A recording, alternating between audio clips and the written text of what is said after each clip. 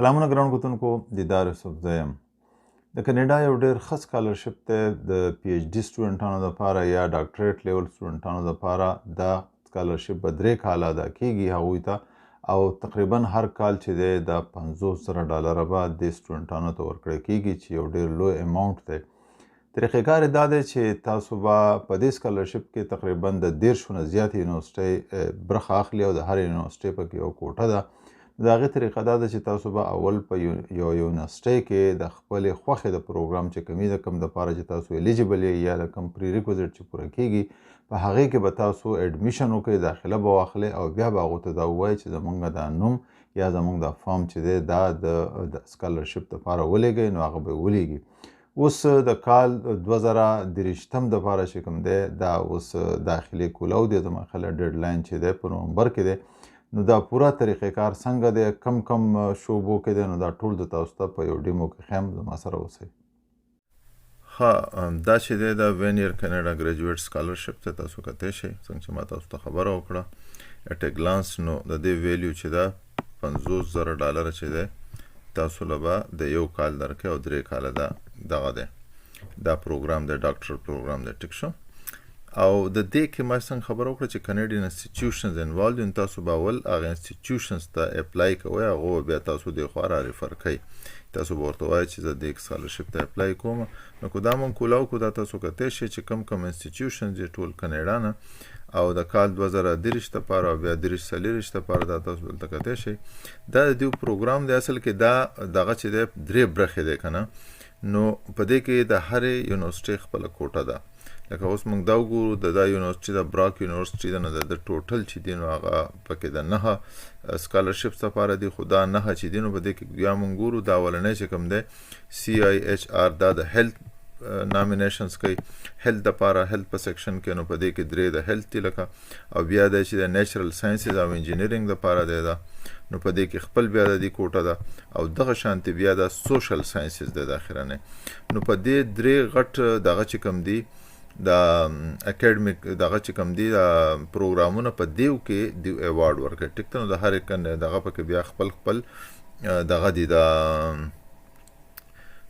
کوټه ده او یا د هغې پکې سیټونه دي. نو په هغې حساب باندې تاسو یو یونیورسټي د خپل پروګرام مطابق سلیکټ کولی شئ او بیا په هغې په ترو باندې اپلای کولی شئ. دا بیا تاسو ته زه ښیم، خو راځو د نور دغه له. اوس که مونږ دلته وګورو سلیکشن کرایټیریا څه ده. سلیکشن کرایټیریا د دې چې دا اکیډمیک ایکسلنس دی، ریسرچ پوټنشل او لیډرشپ یا پوټنشل اینډ ډیمانسټریټډ ایبیلیټي. نو د دې لکه سلیکشن کرایټیریا همدغه د په دې 3 سیزونو کې دا ګوري چیرې په تاسو کې دا 3 کوالټیز دي، دا تاسو بیا کتلی شئ. لکه اکیډمیک ایکسلنس کې به بیا تاسو نه څه دی وغواړي، دا اکیډمیک ریکارډ او دا سورسز کم دي. بیا ریسرچ پوټنشل کې مخه واړم. نو په ریسرچ پوټنشل کې دا بیا تاسو نه څه دغه ایکسپیکټیشن دي، تاسو څه کړي دي کوم یونیورسټي د ریسرچ کمیونټي که نه، او دغسې بیا چې د لیډرشپ کوالټیز. نو دا هم تاسو بیا تفصیل کتلی شئ. نو دا 3 مین دغه دي دا سیکشن دي چې په هغې کې ستاسو نه دیو دغه غواړي ایکسلنس غواړي. نو په دې باندې بیا ستاسو سلیکشن کرایټیریا. ټیک ده. اوس که مونږ راشو مور ډیټیل، نو په مور ډیټیلز کې بیا مونږ دلته کتلی شو چې سکوپ ویلیو ډیوریشن څه دی. بیا دلته تاسو کتلی شئ ټایم لاین دي که نه، خو انټرنل ډیډ لاین چې دلته اوس دا ورکړي نو د هر یونیورسټۍ ډیډ لاین چې دی بیا هغه جدا دی. نو دا بیا تاسو سپیسیفیک یونیورسټي ګورئ. خو دی اوس چې اپلیکیشن چې اخلي نو جولای نومبر 2022 نه کال 2022 دپاره، نومبر کال 2022 پورې، نومبر 2022 نه مارچ 2023 دا دیو پروګرام وي. لکه نو دا سلیکشن شروع شي نو بیا به د مارچ د پروګرام دپاره دا کیږي، لکه ریویو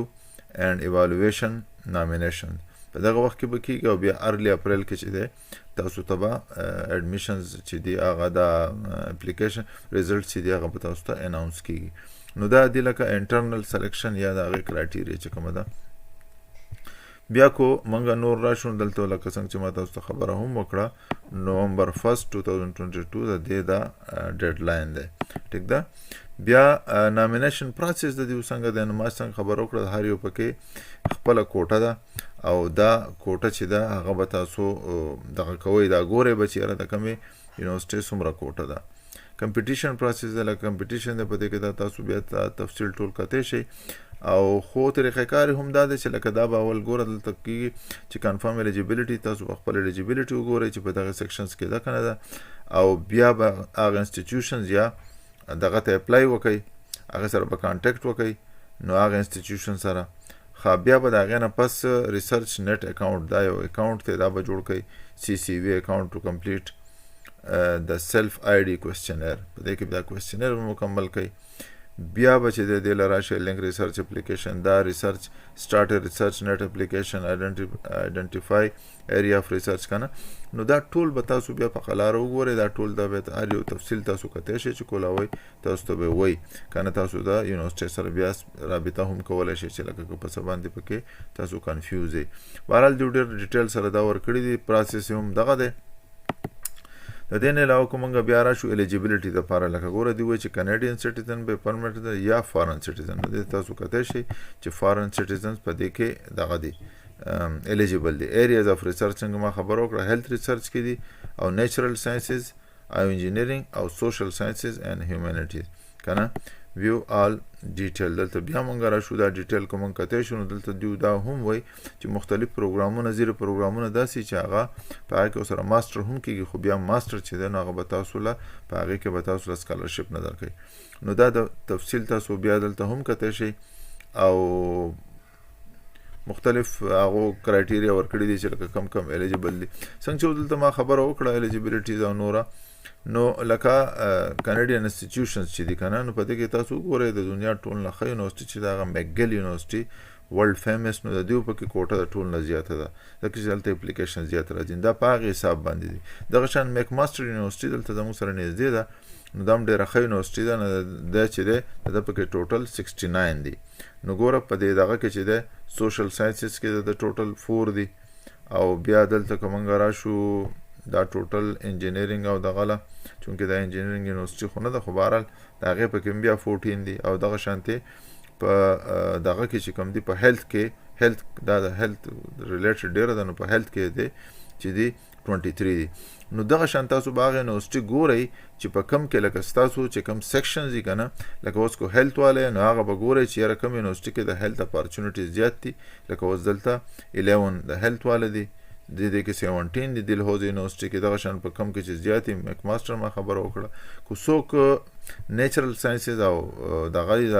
انجینیرینګ والی نو هغه به دلته په دې کې په کار ده چې وګوري چې یاره په کم کې موقع زیاته ده په دې کې هم 5 دي او په ځینو کې 12 دي دا میکګل یونیورسټي کې 12 دي دغه شان دي او دا به بیا راشي سوشل ساینسز له نو په دې حساب باندې تاسو خپل دغه کولی شئ لکه اوس کو موږ دا انسټیټیوشنز یا په دې کې زه اوس ما څنګه تاسو ته خبره وکړه که زه پکې ګورم دا دغه یونیورسټي دا